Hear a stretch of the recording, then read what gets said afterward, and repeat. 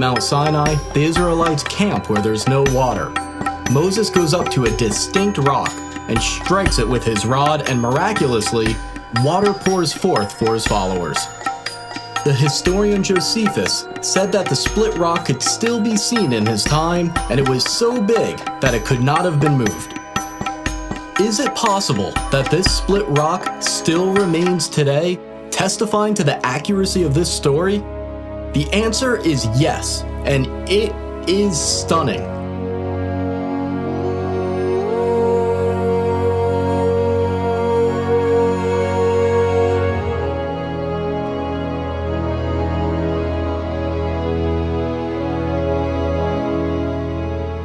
This split rock was first discovered by Jim and Penny Caldwell, an American couple that was working in Saudi Arabia in the early 1990s. The local Bedouins have long had two names for this area: the Water of Moses and the Split Rock of Moses.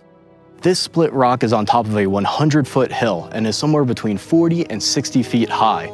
And what's really amazing about this specific location in the valley along the possible route to Mount Sinai is that the rocks underneath the split rock are smooth, as if tons and tons of water poured forth, forming a miniature lake at the bottom for the Israelites to drink from.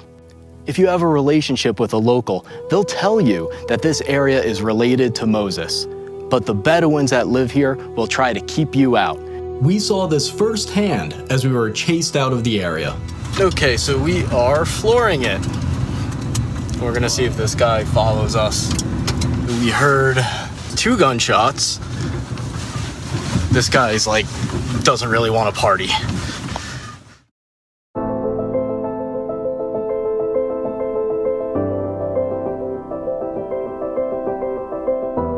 The Bible says the area near the split rock where the Israelites fought the Amalekites is named Rephidim, which means place of rest. Hebrew inscriptions we found there have been interpreted to say place of rest, the definition of Rephidim. Closer to the mountain, inscriptions have been found that Dr. Miles Jones, a scholar of ancient Hebrew, believes are talking about the battle with the Amalekites. He says one of the inscriptions refers to the death of an Amalekite. Nearby, there are 2 inscriptions that Dr. Jones believes are marking where a Hebrew mother and daughter died. The Bible says that God told the Israelites that they possess the land wherever the soles of their feet touch. Near the split rock and near the mountain, there are many inscriptions with an image of a foot and a sandal. Next to the image, there is Proto-Hebrew writing that means the sole of the foot. We also found inscriptions that were translated and found to refer to Yahweh, the Hebrew name for God. There's another area near the mountain named Wadi Musa, or the Valley of Moses. Here, a depiction of a menorah was found, and it might be the oldest depiction of a menorah known today. Now, a new eyewitness has come forward to reveal that the Saudis have been hiding the evidence of the Exodus since at least World War II. This man was an American pilot who met the King of Saudi Arabia. Bob Cornuke was one of the first people to reach Jabal Maqla in the 1980s, and he recently interviewed that pilot and made the footage available for this video. It's an honor to meet you. Well, thank you. Our lives have intersected possibly in something very historic, and we're talking about where the real Mount Sinai is located. And I had no idea that someone as far back as World War II would have seen the mountain and had been told that the mountain was the holy mountain of Moses.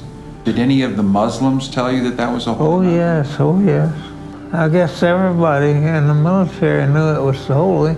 Yeah. Well, they forbidden me to fly around it, and it was off limits that I'd be killed either by God or by maybe some of them, I don't know. And when I took off, I was half scared to death. You bet I flew around it. But it was different than the rest of the mountains because it was black on top? Oh, it was a blackish green. It was dark enough to be somewhat frightening. You don't know what I really believe. I think it's Mount Sinai. I think God let me fly around it. That's what I think. I think He let you and me both live.